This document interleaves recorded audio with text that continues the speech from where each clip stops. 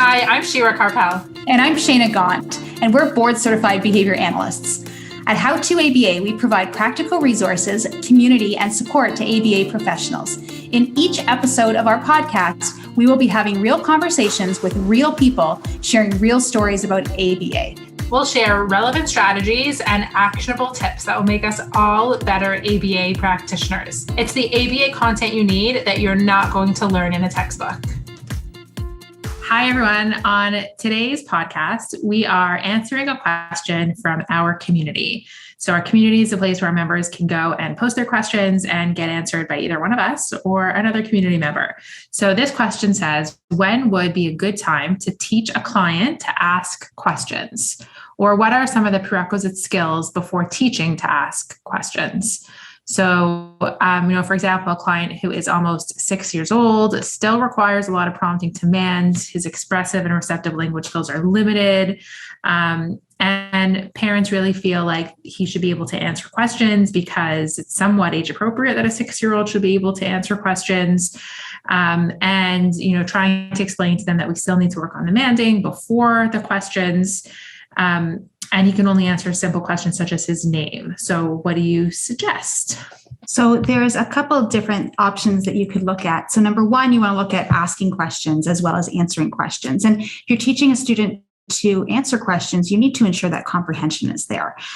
Usually with an ABA program, we start with a manding program. So we're looking at asking questions. So let's start there in this podcast. Yeah. So teaching students, when we talk about language, teaching them to get their needs met are going to be the most motivating things, the most relevant things, and the most, simple and discrete things that they can learn because it's very tactile. It's clearly here. Can I have a cookie? Can we go outside? Those kind of things would be the best place to start. And then once they have a little bit more of a manding repertoire, that's when we start building their receptive, what we call tacting repertoires. So those would also come usually before intraverbal. So then we start asking them to show us, the airplane and show us the cookie and where's the door and those kind of things so that they're not having to answer the questions verbally, but they're showing us that they know what we're asking them because they're able to show us. So that's their receptive language. You can build the receptive and tacting at the same time. So if you say, where's the door? And they go to the door, then you can say, oh, what is this? And then they tell you it's the door. And then you can go outside and, have a whole outing because they went to the door. We're huge advocates of teaching a Crossoperance. So it's not about, okay, we need to teach all the receptive language first, and then we teach the expressive, and then we teach this, and then we teach that. We're constantly interchanging the receptive versus the expressive versus the manding. So, if someone says, I want cookie, or if someone can't even produce those words and they sign for cookie instead, or they do it on an augmented communication device, that's a mand. We say, great, here's your cookie. As they're eating their cookie, we can say, oh, look, it's a cookie. What is it? Or put out two things and say, which one's the cookie? So that you're not just teaching, okay, great, you got that mand in, but you're not just teaching the mand, you're also teaching that receptive and expressive language. Like Shira said, if you're saying, hey, where's the door? That's your receptive, but then following it up, even if they haven't mastered the receptive, following it up right away with that expressive, what is it? Door, so that they're learning how to answer questions, but not just answer questions that could be memorized. And that's a huge pet peeve of mine, is that sometimes kids aren't ready to answer questions at an intraverbal level. But for ABA therapists, we do it anyways, sometimes just to check off a box. So, one exception would be social skills questions, like I call them little old lady questions, like personal questions, like what's your name? How old are you? Somebody might not understand how old are you means age, means 4 versus 5 versus 6. But I call them little old lady questions because when little old ladies or men or whoever stop people on the street and they're like, oh, you're so cute. What's your name? How old are you? That they can be able to answer that. And then, that might be without the understanding there, but it's, something to engage in a bit of conversation. Once students do have more receptive and expressive language, then we could go into pure, true intraverbals and such that you're saying, oh, what is it? Door. Great. They've got that. Then you would be able to say, oh, what are some things that you open? You open a door. Great. What else can you do with a door? and that they understand that from a comprehension level, that they haven't just memorized the word knock or they haven't just memorized the word open. Yeah, sometimes, especially when we're using some assessments, we can kind of get caught in wanting them to master one section versus moving on to another section. And that's really not how learning happens. Learning really happens more dynamically and across operants, so that they shouldn't have to like master manding and then master receptive language, because it's going to be like 6 years until they end up with any intraverbal goals. But if you can kind of combine them all together, then it's a lot more natural and a lot more realistic. So we are big advocates of teaching across those operants.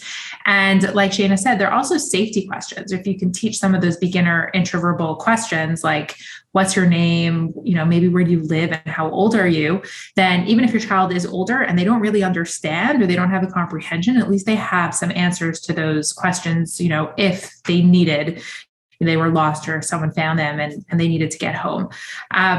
And the other thing to consider with answering questions is what's age appropriate. And I don't mean age appropriate only in terms of their chronological age, but where are they in terms of their comprehension and their age ability and their skill wise. So a lot of kids, I think only around 4 or 5 do they really truly be able to answer intraverbal questions. So things like who's your teacher and what's your address and what city do you live in and when's your birthday? And without any visual supports, and just having that conversation verbally, that is what we call true intraverbal, if they're able to answer that. If your child is older and you want to start teaching it, it's great to start teaching it with visuals, because then, technically it's a tact, and then you're supporting the intraverbals with a tact, and then, you can fade the prompts or fade the supports and then be able to answer those intraverbals. But thinking about what's age appropriate, sometimes we get so focused on, well, the assessment says that there have to be intraverbals, but if it's not something that, your student needs at this point, and they really need to focus on receptive and expressive language and tacting and manding and those kind of skills, because that's going to be more functional and appropriate, and that's what they need, then that's okay. Maybe the intraverbals come a little bit later, because teaching kids to answer questions without having them really understand enough language to support those questions is just going to result in a lot of rote memorization, some scripting, probably some behavior, because they may not understand what's being asked of them. So it's not something that we recommend. There isn't a specific, prerequisite to when you start teaching intraverbals. It's kind of once they really have a solid receptive and tacting repertoire. A good place to start with intraverbals is with fill-ins. So the first skills of the ables, it's always like take some of their common fill-ins. It's often things from cartoons and TV shows that they really enjoy, like Dora the Explorer, or Ready, Set, Go. So if you can see how quickly they're able to pick those types of phrases up, and that could be a good place to start. And I also find that if it's just becoming too hard and they're spending so long learning, the answer to how old are you or when's your birthday, then they might not be ready for it. The other thing too is that I've seen people teach those intraverbal skills too quickly. So, personal questions aside, things like, what do you do with this? Or feature questions like name all the parts of a cow, or name all the parts of this or all the parts of that, then it's too much, right? And if a student can't even tact cow, or can't tell you where a cow lives, even with looking at a picture of the cow, then that's what's difficult.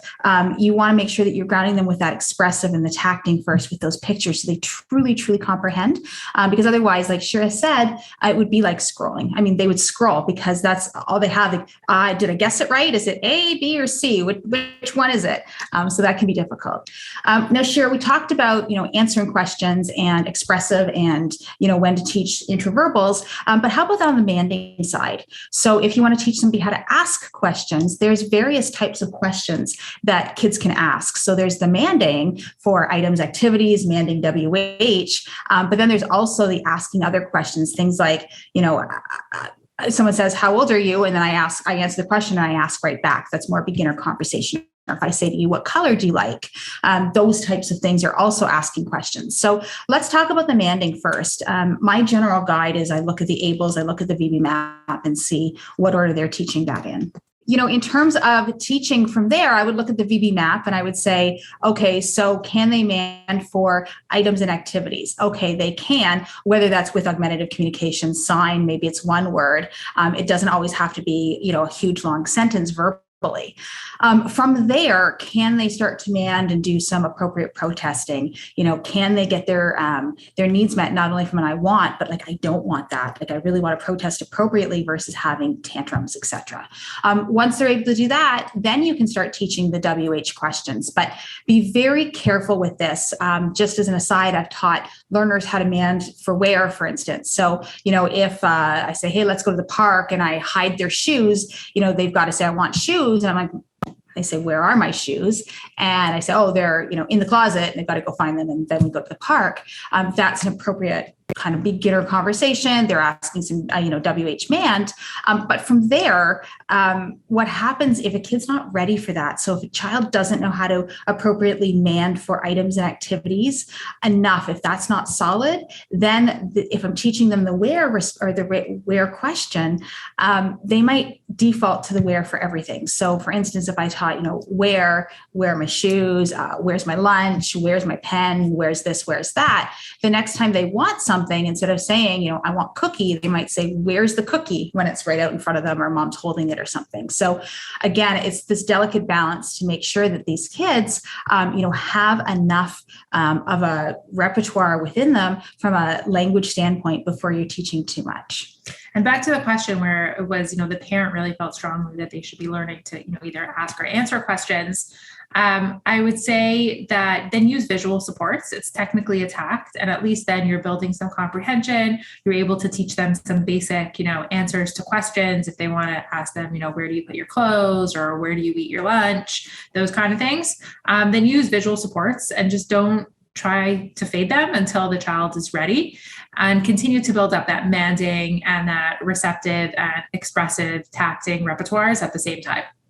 Thanks for joining today's conversation. Wherever you get your podcast, please go and subscribe, rate and review so others can find out about us too.